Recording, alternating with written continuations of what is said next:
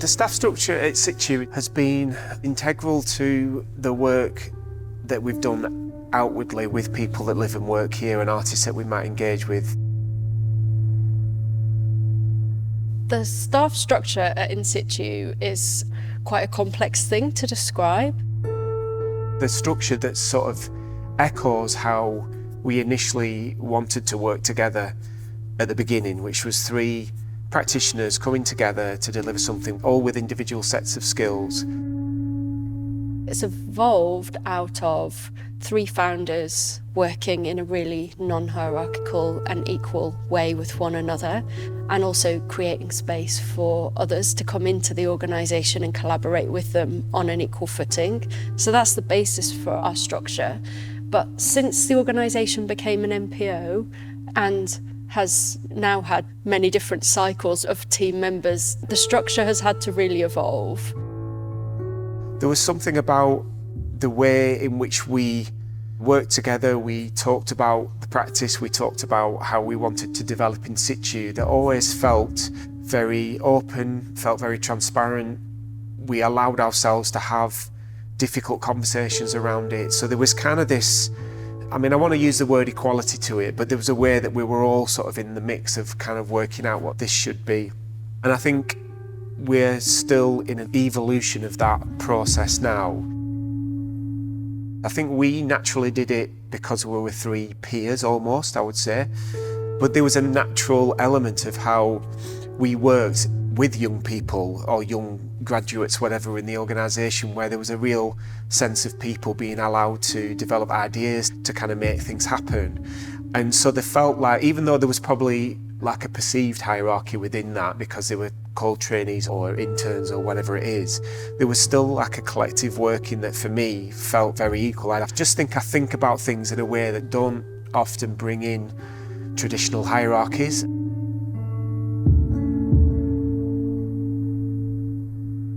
I think In-Situ is able to really respond to different people's attributes or interests or their passions and really try and incorporate that into roles. So nobody's just doing a set role that is fixed.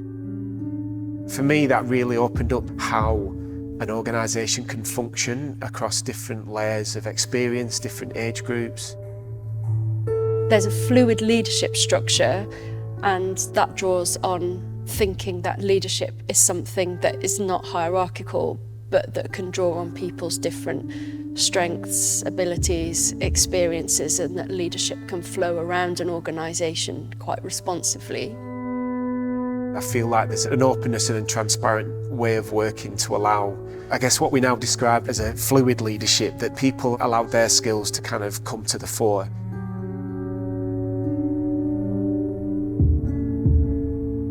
I'd say fluid's a good term for it, but I feel as part of that fluidity it's not fixed, and it's a work in process, and it's ever evolving.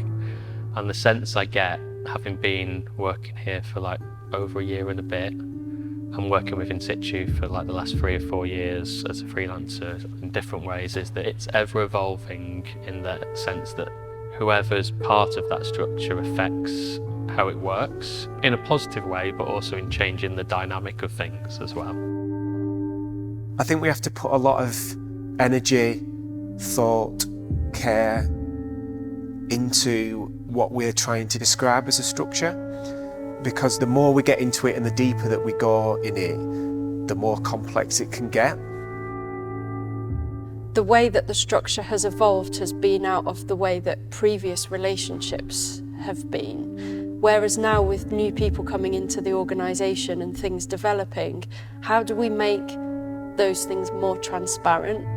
And that's about something being clearly articulated rather than being about the discretion of somebody or somebody's kindness in a moment or something like that.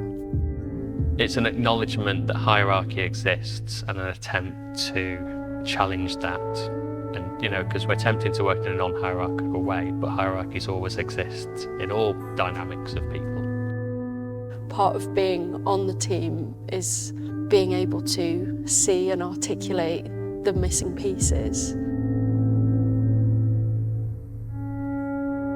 I feel like I want to use the word roller coaster as an analogy, because I think to try and operate in this structure feels like it's always against what is the norm. Everything's really transparent. You can see what's happening. We can see what's going on and contribute and share.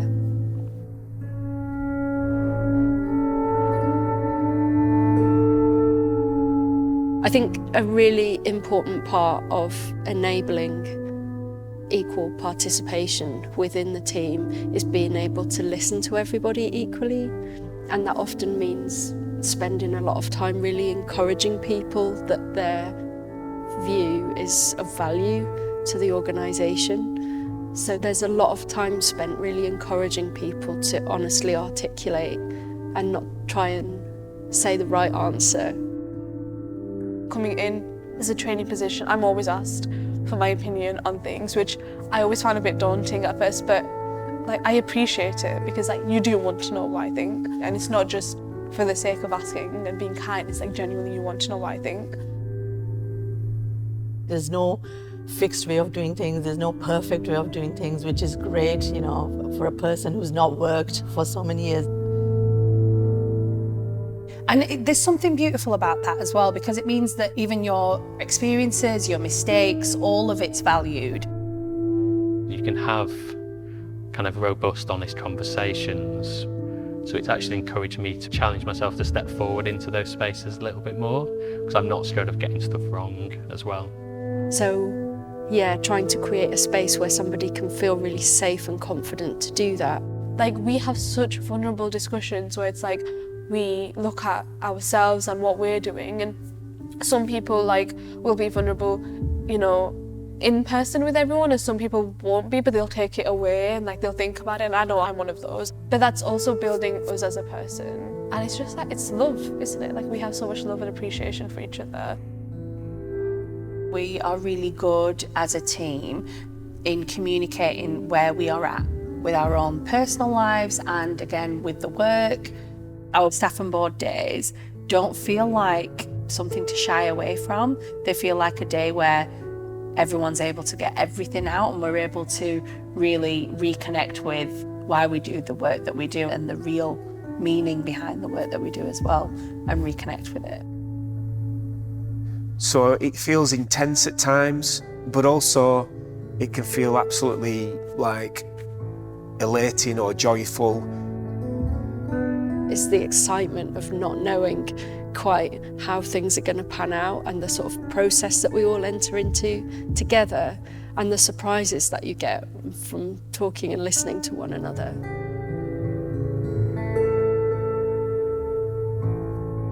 The strength of our team now comes from the fact that our team is diverse in lots of different ways, generationally, culturally, and also an understanding of the sector and the work. What that diversity is bringing is perceptions of the world, perceptions of where we live and work, but also behind that, the challenges emerge. How do you create genuine equity and equality amongst a diverse team where everybody's bringing so many different life experiences, different responsibilities, different levels of knowledge, understanding, different levels of confidence? How do you genuinely enable kind of equal collaboration and participation amongst this group? We're dealing with working across difference through cultural difference, religion, faith, belief, neurodiversity, different responsibilities for caring, for example, different language barriers, and there's so much to hold.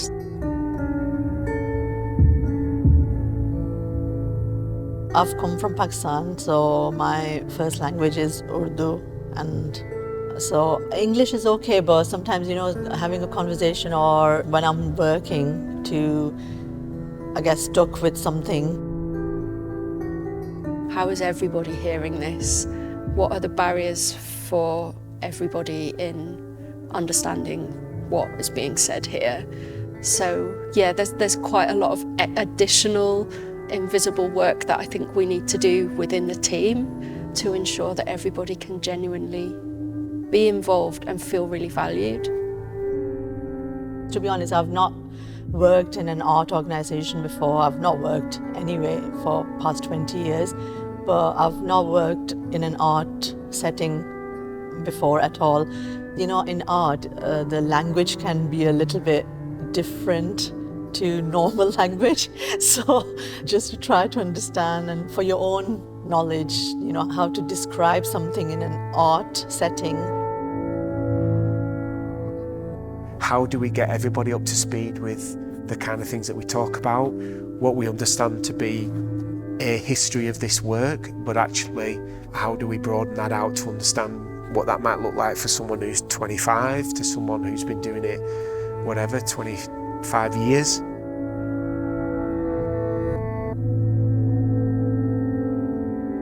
We do build in a lot of flexibility. There's a lot of compassion around the responsibilities that people have outside of work. And we always acknowledge people as whole people who are leading full lives. It has been a challenge for me as well because, you know, to balance my family and to balance my work. I mean, up till now as well, sometimes, you know, it becomes quite difficult to manage, even though I'm doing 10 hours. But when I have to do everything at home and then come here and do this as well. It allows you to kind of centre your personal life a bit around your work and kind of build your work life around that. I'm home ed my kids, I have young children, you know, kind of like there's always stuff going on, there's always family things going on. But for me personally, that allows me to spin those plates. We're able to deliver our work in a way that feels like it sits well with our personal lives as well. It is sometimes overwhelming, but I think I'm trying to manage that.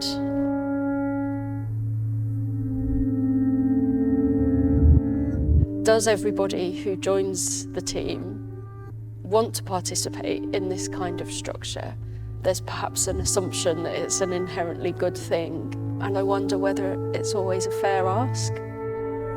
So in the beginning, I didn't know who to go to and who to ask, because, you know, if you in a normal company or organization, there's a positions and there's a manager and you work under the manager or whatever.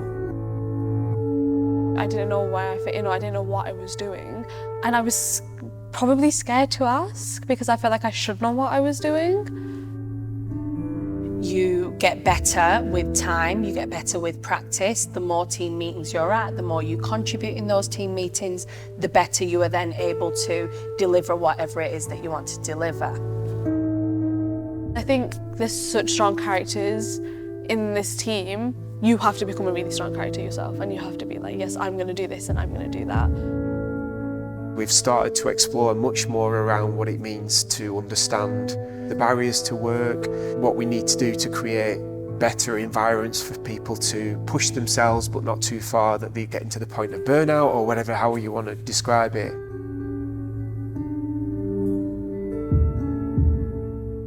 We have a value system that everybody's time is of equal worth, and a deep belief that everybody should be paid the same.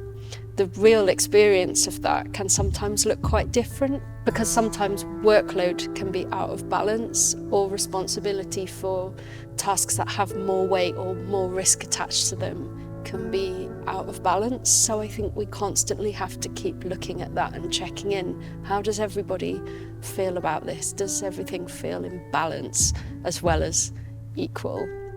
I think it's different for me being part of the team because I'm just a trainee. And I think I see everyone else's, like, their thoughts and their opinions and even like the problems that come up. And I see them and I have opinions on them, or like I stand back and, you know, view it. But I'm not directly involved in that because of my position. So I think it is easier on me. Sometimes it can be difficult to understand where somebody's at with their level of responsibility or their level of commitment to getting something done. I think that there's a lot of responsibility that we all have within the team to hold ourselves accountable for what we say we do.